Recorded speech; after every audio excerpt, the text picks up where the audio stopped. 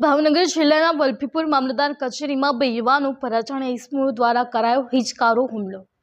વલભીપુર મામલતદાર કચેરી ખાતે હાલ મુંબઈ રહેતા અને મૂળ પાણવી ગામના મહેશકુમાર મહેતા અને સંજયભાઈ મહેતા નક્ષત્ર પ્રમાણે વૃક્ષારોપણ કરવા મામલતદારને આમંત્રણ આપવા માટે આવ્યા હતા, જે સરકારી કચેરીમાં કરાયો હુમલો।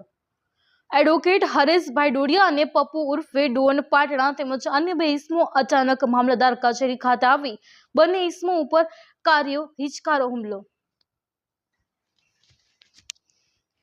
એડવોકેટ હરેશભાઈ ડોડિયા અને પપ્પુ ઉર્ફે ડોન પાટણા તેમજ અન્ય બે ઇસમો અચાનક મામલતદાર કચેરી ખાતે આવી બંને ઇસમો ઉપર કર્યો હિચકારો હુમલો। હુમલા અંગે મામલતદારને પૂછતા તેઓ રથયાત્રા નિમિત્તે મામલતદાર કચેરી ઉપસ્થિત હતા।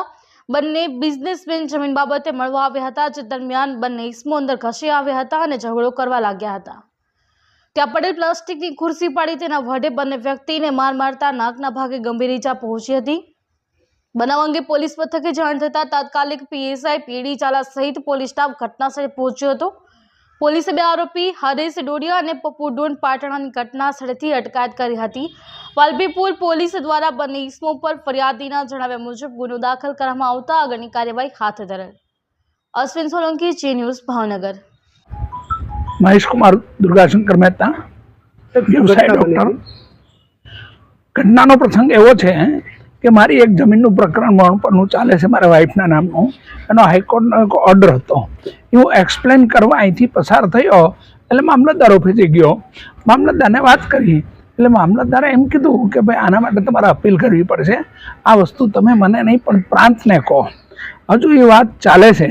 બીજા વિષય ઉપર અમે આવીએ ન આવી ત્યાં તો અચાનક 4-5 જણા આવ્યા શૂટિંગ કરવા।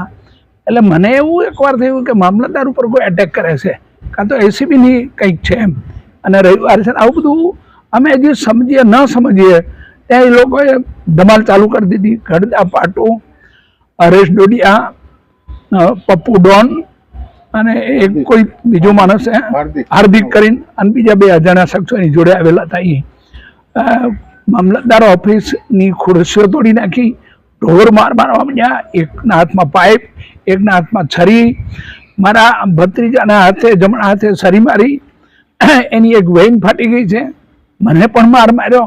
ખુલ્લે આમ દાદાગીરી એક એક્ઝિક્યુટિવ મેજિસ્ટ્રેટની ઓફિસમાં, એના કમ્પાઉન્ડમાં, એના હોલમાં અને સરકારી પ્રોપર્ટીની નુકસાન કર્યું। મેં ફરિયાદ કરી, માનની પોલીસ સ્ટેશનથી પીએસઆઈ સાહેબ આવી ગયા, મામલતદાર સાહેબ પણ હતા, એટલે બધાને એક ડરનો માહોલ હતો।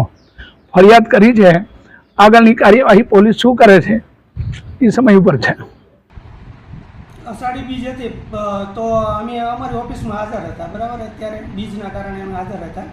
એ દરમિયાન અરજદાર આવેલા, અરજદાર આવીને કે સાહેબ અમારી નોંધ ના મંજૂર થઈ છે, ખરેખર હાઈકોર્ટનું આ રીતનું એમ જજમેન્ટ છે। તો એની અંદર એવું હતું કે ભાઈ અમારા જે અધિકારી જે નિર્ણય લીધો એને સામે તમારે કંઈ વાંધો હોય તો અપીલ કરી શકો છો, બરાબર। ત્યાં સુધી બસ ઓલા જે બહારની કોઈ વ્યક્તિ એ અંદર આવીને ફોટો લઈ ગયા અને પછી આમને એમ કે ભાઈ તમારે જે બી અપીલ કરવાની થાય તો એ અપીલ કરી શકો છો નામંજૂર સામે, બીજો કોઈ નિર્ણય થઈ શકે નહીં। એ બહાર ગયા, બહાર પછી કોઈ ખ્યાલ નથી। સાહેબ, આજે જાહેર રજા હતી તો પણ આપની કચેરી ચાલુ હતી, શું કહેશો? અષાઢી બીજ હતી તો હું મારી કચેરીમાં હાજર હતો। ઓકે, આપના કામગીરી અનુસંધાને કચેરી આજે ખુલ્લી હતી? હા। ઓકે, આ અરજદારોને તમે સાંભળ્યા, શું અરજદારોનું કહેવાનું હતું? અરજદાર એમ કહેતા કે અમારી સાહેબ એક નોંધ નામંજૂર છે, ખરેખર એ એમ કે કલેક્ટર સાહેબના નિર્ણય સામે અમે હાઈકોર્ટમાં ગયા હતા અને હાઈકોર્ટે અમને જજમેન્ટ આપેલું છે, કેસ ચાલુ છે। અરજદાર એમની જમીનની મેટરને લઈને જ આવ્યા હતા કે અન્ય કોઈ? જમીનની મેટર જ મારી પાસે। તો અરજદાર તો જૂઠું બોલે છે કે હું નક્ષત્ર વનના રોપવા માટે હું સાહેબને આમંત્રણ દેવા આવ્યો હતો? નહીં, એવું કોઈ કારણ જ નથી। ઓકે, નક્ષત્ર વન બાબતથી? નહીં, એવું નથી। તો અરજદાર એવું મને કહી રહ્યા હતા? નહીં, મને એવું કોઈ નહીં, મને તો બસ આ એક નોંધ નામંજૂર થઈ હતી એ સાહેબ એના વિશે કહેવાય। ઓકે, તો આપની હાજરીમાં સાહેબ આ બબાલ થઈ એ બાબતથી શું કહેશો? નહીં, હું તો અંદર કચેરીમાં જ હાજર